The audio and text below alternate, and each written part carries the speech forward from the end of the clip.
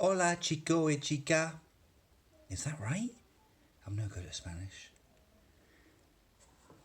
This is the Titus Calypsomatic, a fantastic vintage watch from, oh gosh, massive thumbprints. Hang on a sec, I'll just give it a quick polish.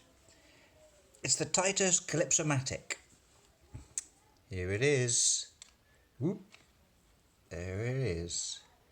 It's a beauty, absolutely glorious vintage watch from 1978. And this one is in really nice condition. The crystal's nice. It's mineral crystal. A little bit unusual, I think, for a luxury Swiss watch to have mineral crystal, but as opposed to sapphire. And it's flat. It's a flat crystal. And we've got a stainless bezel there with red markings from 0 to 30. There's a Mercedes hour hand, lollipop second hand, great big minute hand. Now this is unusual, I think, because it's got a date and a day. And the day dial is black, white on black, which I think looks really cool. And this particular version has lovely sort of patinaed dial, sort of custard coloured hands and indices. And it's looking glorious, I think. For a 41-year-old watch, it's really standing up beautifully.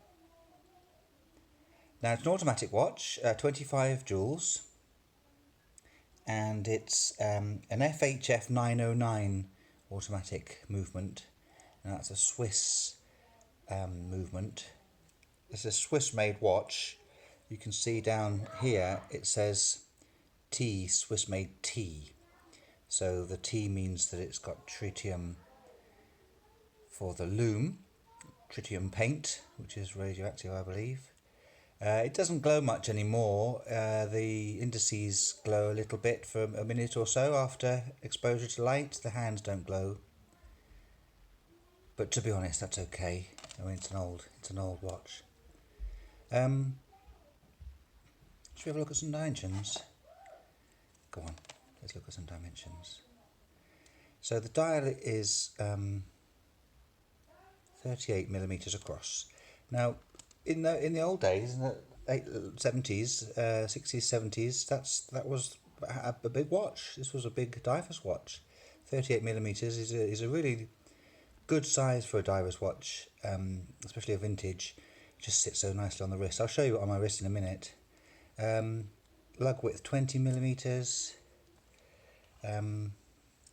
Thickness of the watch is 12 millimeters. You can see the signed crown there. Now these are quite desirable watches, the Titus Calypsomatics.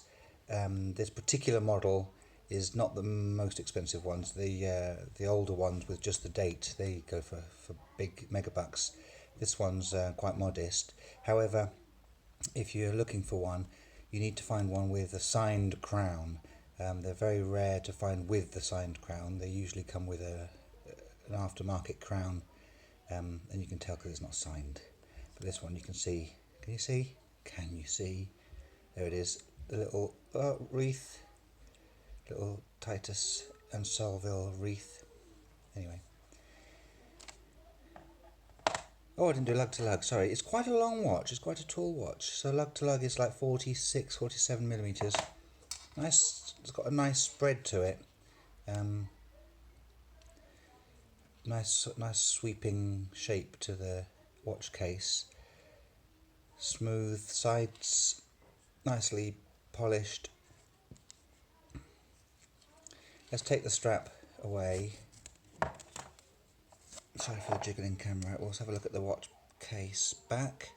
Can you see it says Solville Titus.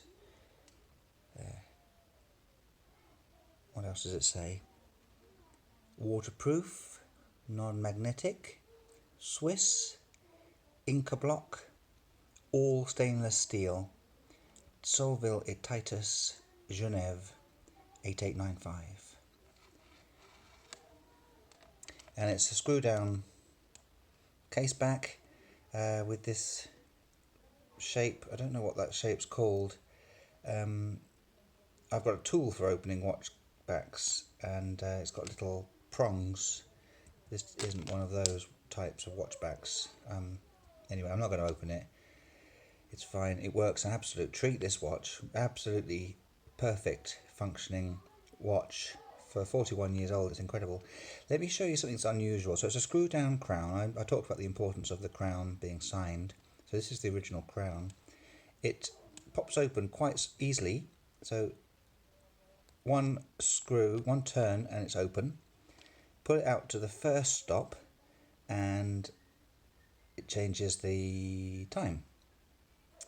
Put it out to the second, hang on, let's get it well out of the way of there. I'm going to change the date and day, you'll see in a sec. Put it out to the second stop, there, and now it's the second hand stop. So it's a hacking movement at the second stop, and I change the date and the day at the same time. So if I just go that way, I do the date. If I go that way, they both change.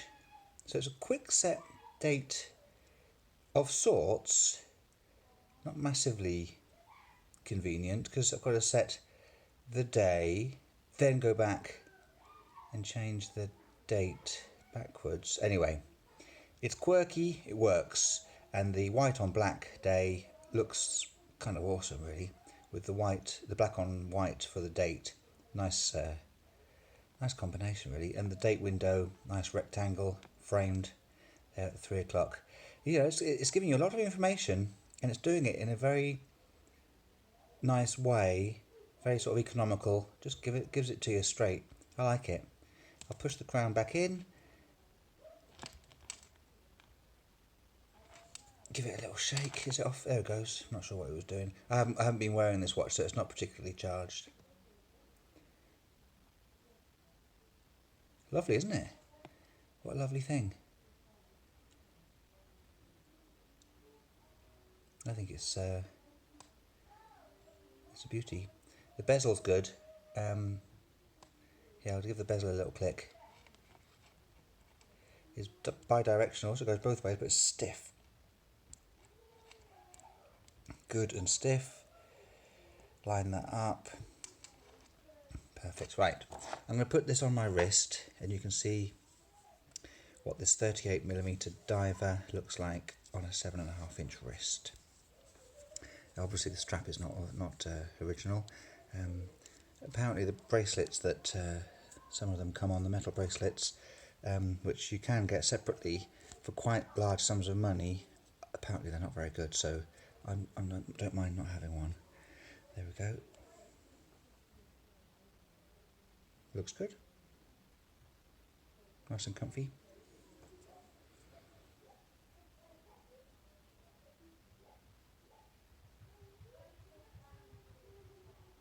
Okay, I'm going to take it off and wrap things up. That's the end of my Titus Calypsomatic 8895 diver's watch, vintage diver's watch I should say, featuring, the glass is all mucked up again. Hang on, let me just give it a little polish. With the FHF 909 movement. If you look up the FHF on Wikipedia, for example, it's got a fascinating history, ancient, really old watchmaking pedigree, and really interesting story, because it's not ETA, it's not Sellita, it's not Miyota, it's not Seiko, it's FHF. Who are they? It's really interesting to look into.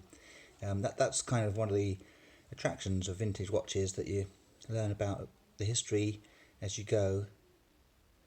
It's good fun. So there you go, Titus Calypsomatic 25 jewel automatic vintage diver's watch. Thanks for watching. Please subscribe for more videos, not necessarily like this, because vintage watches like this don't come about that often in my collection, but watches, all sorts of different interesting watches. Subscribe, have a look around my channel, and please comment below if you've got anything interesting to say. I'll join in with you and we can have a nice chat. And Well, I hope to see you soon.